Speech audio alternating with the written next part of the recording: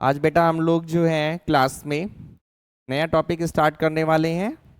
Last class में हमने आपको इलेक्ट्रिक फील्ड की कंडीशन बताई थी for axial position due to an electric dipole. आज हम लोग जो है कंडीशन पढ़ने वाले हैं वो किसकी है? Electric field due to an electric dipole for the equatorial position. कौन सी पोजीशन पे है? इक्वाटोरियल पोजीशन के लिए हम लोग यहाँ पे एक्सप्रेशन फाइंड आउट करने वाले हैं। इसका आंसर है इलेक्ट्रिक फील्ड का। ठीक है, तो हम लोग स्टार्ट करते हैं। Next heading is electric field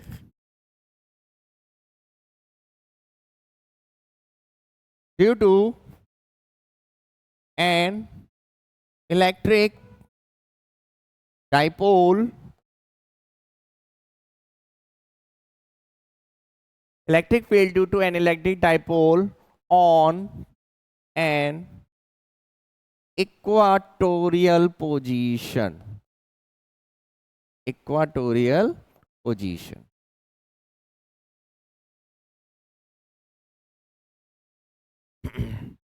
इसके लिए हमें पहले इक्वाटोरियल पॉइंट को सिलेक्ट करना पड़ेगा। देखते हैं।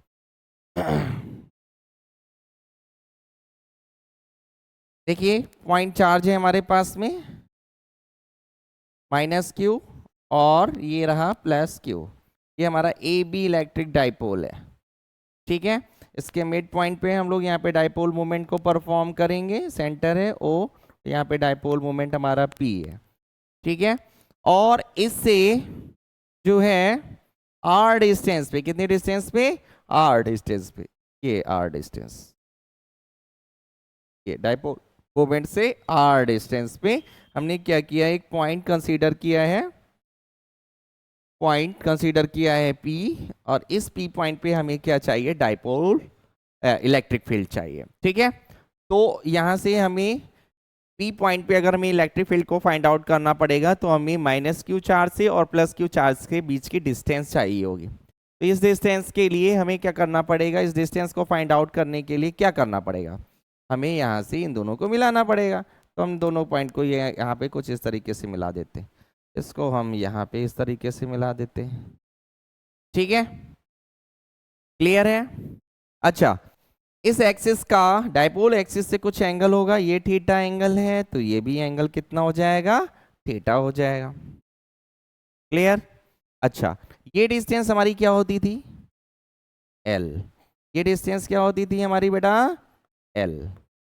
तभी तो ये दोनों मिला करके 2L देते थे।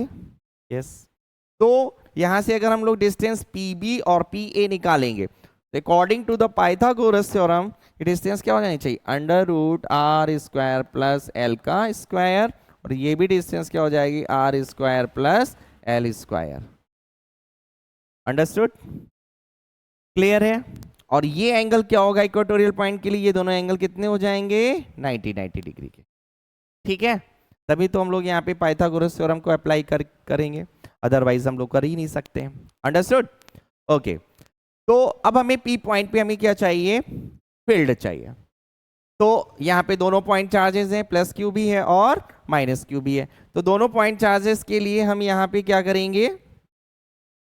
फील्ड बनाते हैं। तो जरा देखिए, +q चार्ज से जो फील्ड जाएगा P पॉइंट पे, ये आउटवर्ड जाएगा, यानी कि इसी की एक्सिस के लॉन्ग बाहर की तरफ, ये ऐसे बाहर गया। और इसने जो अपना इलेक्ट्रिक फील्ड बनाया है, ये हमारा क्या बनाया है? E1 बनाया है। और -q पॉइंट चार्ज जो है फील्ड बनाएगा, वो किधर की तरफ बनाएगा फील्ड? बोलो बेटा, ये जो फील्ड बनाएगा ये अपना बनाएगा किस तरफ? बोलो बेटा, ये अपनी साइड बनाएगा और अपनी ही एक्सिस पे बनाएगा, तो इसका इलेक्ट्रिक फील्ड ऐसा हो गया, ये रहा E2। ठीक है, तो P पॉइंट पे दो फील्ड बन रहे हैं। एक हमारा क्या बन रहा है? देखिए, P पॉइंट ये सपोज कर लीजिएगा, ये हो गया E1, और ये वाला क्या हो गया? E2 हो गया। दो फील्ड बन गए। तो इन दोनों को तो हम एक साथ में नहीं कंसीडर कर सकते हैं, तो इनका हमें क्या करना पड़ेगा? एक रिजल्टेंट लेना पड़ेगा। क्या लेना पड़ेगा? रिजल्टेंट। तो रिजल्टेंट को फाइंड आउट करने के लिए आपको क्या करना है? आप लोगों ने parallelogram law of vector addition पढ़ा है ना? क्लास 11th में पढ़ा है वेक्टर चैप्टर में। तो देखिए यहाँ पे इन दोनों का पैरेललोग्राम से जो रिजल्टेंट बनेगा वो कैसे बनेगा, इसी की एक्सिस के लॉन्ग बनेगा, डायपोल एक्सिस के अपोजिट डायरेक्शन, ये ऐसे बनेगा। ये हमारा हो जाएगा क्या, नेट इलेक्ट्रिक फील्ड। क्या बनेगा, नेट इलेक्ट्रिक फील्ड। ओके, और अगर यहाँ पे हम लोग नेट इलेक्ट्रिक फील्ड की डायरेक्शन देखेंगे तो ये हमारी क्या बन जाएगी, ई नेट। ओके, ये एंगल क्या है, look at here, two angles are there. ये यहाँ पे एंगल जरा देखिए, ये एंगल अगर थीटा है तो ये भी एंगल थीटा होना चाहिए, और अगर ये एंगल थीटा है तो ये भी एंगल कितना होना चाहिए, थीटा। तो ये दोनों एंगल जो है वो आपस में क्या है, बराबर है, थीटा और theta angle, two angles are there. Okay, now can you find the component of E1 along E net and E2 along E net? You can find the component. So what should be the component for E1 along net electric field? तो ये क्या हो जाएगा, E1 cos theta. ठीक है, आपको component निकालना तो पता ही है, वहीं से हम लोग इसके कंपोनेंट निकालेंगे। E1 cos थीटा हो जाएगा, और ये वाला क्या हो जाएगा, E2 cos थीटा। ठीक है, ये दोनों कंपोनेंट हो जाएंगे। Okay, now what should be the net electric field, net electric field हमारी यहाँ पे क्या होगी, इस चीज को हमें यहाँ पे देखना होगा। ठीक है, तो नेट इलेक्ट्रिक फील्ड देखिए क्या होगा नेक्स्ट स्टेप में। Net electric field at point P क्या हो जाएगी, E net that is equal to E1 cos theta plus E2 cos theta. बोलो बेटा, यही होगा। फिर से E1 cos थीटा और E2 cos थीटा, दोनों की डायरेक्शन सेम है तो दोनों इसी में क्या होंगे, ऐड हो जाएंगे। नेट इलेक्ट्रिक फील्ड करने के लिए हमें क्या करना पड़ेगा, ऐड करना पड़ेगा। ठीक है, दोनों में कॉमन आ रहा है cos थीटा, तो E net will be equal to E1 plus E2 cos theta. ये ठीक है, E1 plus E2 cos theta. अब हमें यहाँ पे क्या चाहिए, E1 और E2 के मैग्नेटिक फील्ड के magnitude, not magnetic field, electric field के मैग्नीट्यूड हमें देखते हैं। देखिए यहाँ पे इलेक्ट्रिक फील्ड के मैग्नीट्यूड क्या आए होंगे, तो मैंने आपको फॉर्मूला बताया ही था, E इज इक्वल टू क्या होता है formula, 1/4 pi epsilon not into Q upon R square. ये हमारा जनरल फॉर्मूला था for the distance small R. वही फॉर्मूला हम लोग यहाँ पे फिर से अप्लाई करेंगे, लेकिन इस बार यहाँ पे डिस्टेंस चेंज हो जाएगी। अब यहाँ पे डिस्टेंस क्या होगी बेटा, √r² प्लस एल स्क्वायर, ये भी √r² प्लस एल स्क्वायर, दोनों डिस्टेंस पी बी और पी ए आपस में क्या है, बराबर है। तो यानी कि मैग्नीट्यूड की अगर हम लोग बात करेंगे E1 और E2 के, तो दोनों के जो मैग्नीट्यूड होंगे वो दोनों समान होंगे, इक्वल होंगे, बराबर होंगे। ठीक है, अच्छा तो जरा मैग्नीट्यूड हम लोग यहाँ पे इसका लिखने की कोशिश करते हैं। ठीक है, लिखेंगे since E1 equal to E2, ठीक है, और दोनों की डिस्टेंस बराबर है, तो इसकी वैल्यू क्या हो जाएगी मैग्नीट्यूड में, 1/4 pi epsilon not into Q upon √r² plus L square का whole up square. Bracket open करेंगे तो E1 और E2 जो है हमें मिलेंगे किसके बराबर, 1/4 pi epsilon not into Q upon r² plus L square के बराबर मिल जाएंगे। ठीक है, तो मैग्नीट्यूड का काम खत्म हो गया, यहां से दोनों के मैग्नीट्यूड बराबर है। तो अगर E1 और E2 बराबर है तो इसका मतलब इस इक्वेशन से, इसको कर दीजिए इक्वेशन नंबर 1, और इस इक्वेशन से E1 और E2 आपस में क्या हो जाएंगे, बराबर हो जाएंगे। फ्रॉम इक्वेशन 1 क्या मिल रहा है बेटा हमें, लिखेंगे since E1 is equal to E2 therefore E net यानी कि net electric field it will be equal to E1 plus E1 cos theta, so it should be E net that is equal to 2E1 cos theta। ये यही मिलेगा। Okay, इतनी बात सभी को समझ में आती है, कोई problem, no problem, very good. अच्छा, अब यहाँ पे इलेक्ट्रिक फील्ड का मैग्नीट्यूड हमें मिल चुका है ऑलरेडी, ये मिल चुका है, लेकिन हमें हमारे पास में अभी cos थीटा की वैल्यू नहीं है। तो cos थीटा की वैल्यू को कैसे फाइंड आउट करेंगे, वापस उसी डायग्राम पे जाते हैं और हम लोग जो है हाँ यहाँ पे देखिए किसी भी राइट एंगल ट्रायंगल को आप यहाँ से उठा लीजिए और cos थीटा का फॉर्मूला आप लोगों ने पढ़ा है, क्या पढ़ा है, cos theta is equal to क्या होता है, बोलो बेटा, बेस अपॉन, हाँ ठीक है। तो हम लोग यहाँ पे इस फॉर्मूले को यहाँ पे क्या करेंगे, अप्लाई करेंगे।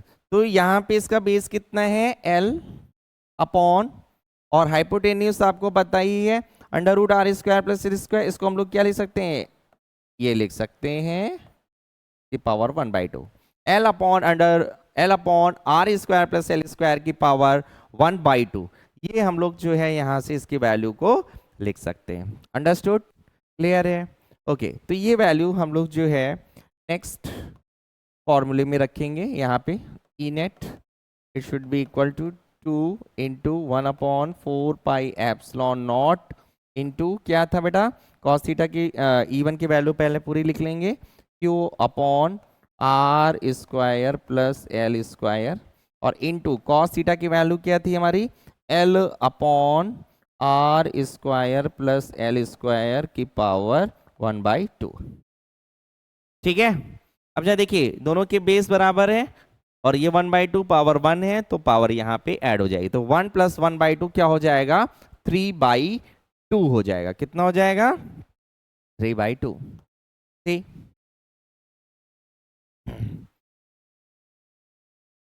तो net electric field E net that is equal to 1/4 pi epsilon not into क्या था, 2 को हम आगे की तरफ शिफ्ट कर रहे हैं, 2Q, ठीक है, L अपॉन नीचे क्या हो जाएगा, R square plus L square, power दोनों की 1 + 1/2 यानी कि क्या हो गई, 3/2।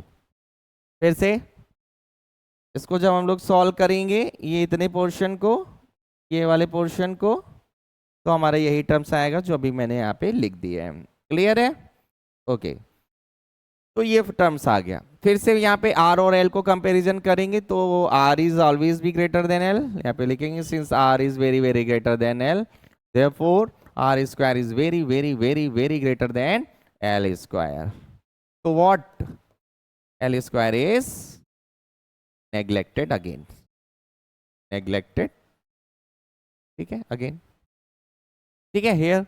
तो E net is equal to क्या हो गया बेटा, बोलो, 1/4 pi epsilon not into 2QL upon, यहाँ पे जो फॉर्मूला बनेगा L स्क्वायर 0 हो जाएगा, तो क्या हो जाएगा, R 2 into 3/2, power two power multiply हो जाता है, तो क्या मिल गया, 1/4 pi epsilon not into 2QL, ठीक है, और अपॉन में क्या हो गया, R3। बोलो बेटा, ये क्लियर है सभी को, ठीक। अगेन 2QL की जगह पर हम लोग क्या प्लेस करेंगे, T, डाइपोल मोमेंट, तो यहाँ पे इसकी जगह पर हम लोग डाइपोल मोमेंट लिख लेते हैं, that is E net equal to what, 1/4 pi epsilon not,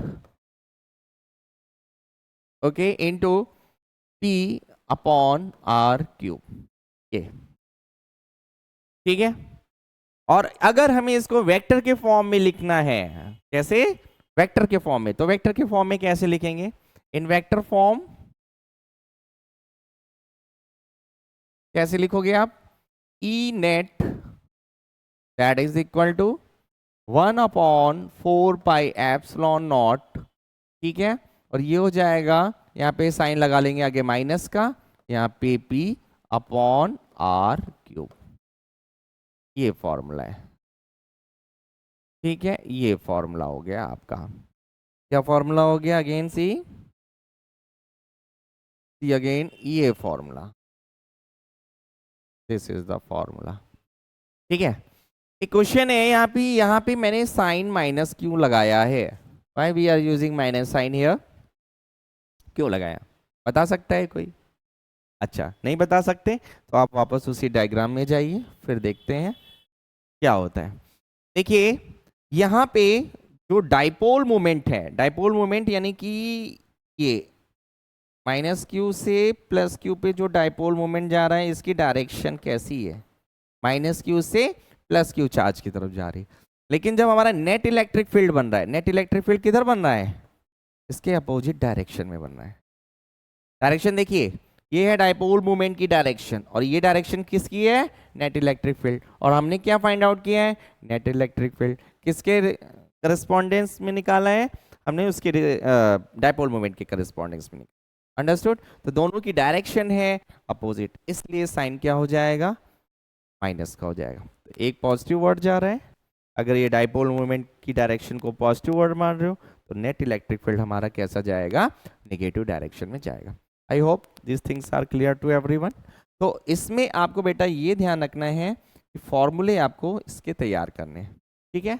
बहुत ही ज़्यादा इंपॉर्टेंट फार्मूला है, इस फार्मूले को अच्छे से पढ़िए, समझिए, एनालाइज करिए, एक नहीं दो नहीं, जितनी बार आप मैक्सिमम कर सकते हैं करिए, लेकिन ये सभी को आना चाहिए, ठीक है।